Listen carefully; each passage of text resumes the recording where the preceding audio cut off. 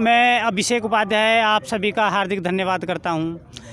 आज हम गाज़ीपुर पर हैं और गाज़ीपुर जो दिल्ली का बॉर्डर पड़ता है, यहाँ पर आप देख सकते हो कि किसानों का जो है ना, यहाँ पर करीब करीब 1 साल हो गई, 1 साल से यहाँ पर किसान जो हैं जमे हुए हैं।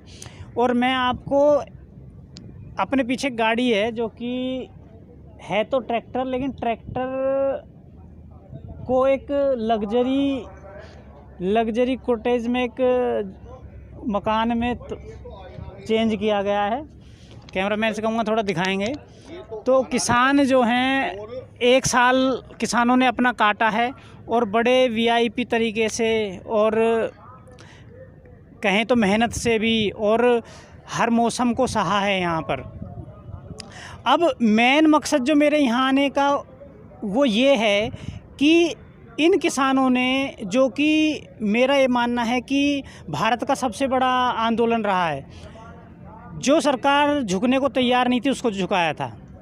तो ऐसे ही मैं चाहता हूँ जो मेरे शिक्षा मित्र भाई हैं, जो उत्तर प्रदेश के शिक्षा मित्र हैं, वो अपना आंदोलन इन किसानों के साथ ही इसी तरीके से अगर वो अपना आंदोलन बनाए रखते तो आज उनके अधिकार भी मिल गए होते।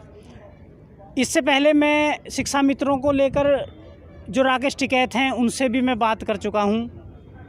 तो मैं आप शिक्षा मित्रों से यही कहना चाहता हूं कि अब आप देख सकते हैं, आपके सामने जीता जागता एक उदाहरण है कि अपनी मांगों को मंगवाने के लिए जूझना पड़ता है, संघर्ष करना पड़ता है और थोड़ा टाइम तो लगता है। और आप देख सकते हैं कि थोड़ा किसानों को 1 साल लगी, लेकिन उनकी बातों को सरकार को मानना पड़ा।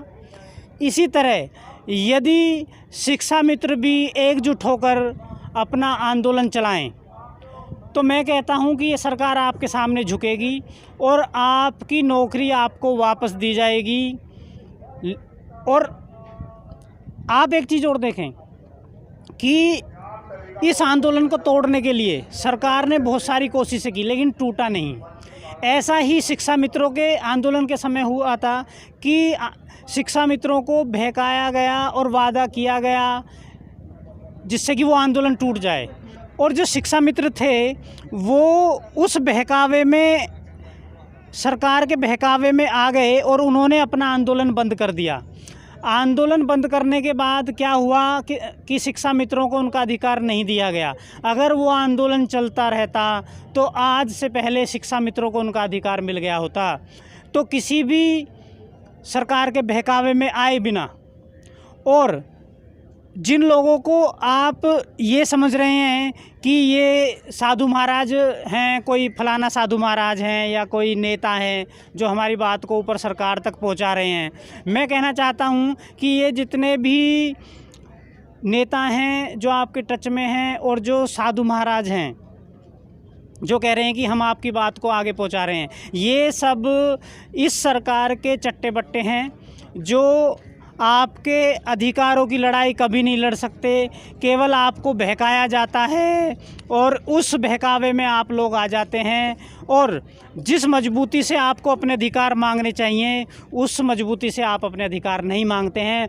तो इसलिए मैं आप सब शिक्षा मित्रों से आह्वान करना चाहूँगा, मैं अपने प्लेटफॉर्म से ये आह्वान करता हूँ कि आप सब एकजुट हों और एकजुट होकर, और जितने भी शिक्षा मित्र हैं वो अपने आंदोलन को एक बड़ा आंदोलन बनाएं। और चुनाव आने वाला है, इस चुनाव का ये ऐसा टाइम है जिसमें आप अपनी मांगों को पूरा करा सकते हैं। यदि कोई सरकार सुनेगी तो इसी वक्त सुनेगी, अदरवाइज़ आपकी बात को नहीं सुना जाएगा। मैं अभिषेक उपाध्याय आपके लड़ाइयों को सहारा देता रहूँगा, आपके साथ लड़ता रहूँगा। आप एकजुट हों और अपने आंदोलन को मजबूत बनाकर इस आंदोलन को लड़ें। चुनाव आने वाला है, बिल्कुल लोहा गर्म है, आप ये कह सकते हो लोहा गर्म है, चोट मारने की देर है। यदि सारे शिक्षा मित्र एकजुट होकर एक आवाज़ में अपनी मांगों को मांगें तो मैं आपको इस बात का भरोसा देता हूं कि आपकी मांग को मांगा जाएगा। क्योंकि किसान आंदोलन जो 3 कानून वापस करने वाली बात थी उसको सरकार ने माना, क्योंकि चुनाव आ रहा है। तो आपके लिए बहुत अच्छा समय है, आप अपनी मांगों को एकजुटता के साथ और मजबूती के साथ अपनी मांगों को मांगें और जितने भी शिक्षा मित्र भाइयों को नौकरी से निकाला गया है उन्हें जल्द से जल्द स्थायी किया जाए। मैं सरकार से भी ये गुजारिश करना चाहता हूँ कि इतने शिक्षा मित्र हैं, जिस तरह यहाँ किसान 700 के करीब किसान आत्महत्या कर चुके हैं या किसी हादसे में मर गए हैं या डिप्रेशन का शिकार हुए हैं, ऐसे ही शिक्षा मित्र भाई करीब करीब बात करें तो 5000 शिक्षा मित्र सुसाइड कर चुके हैं, संघर्ष कर चुके हैं, मर चुके हैं। तो आप सब एक बार फिर एकजुट होकर अपनी लड़ाई लड़ें।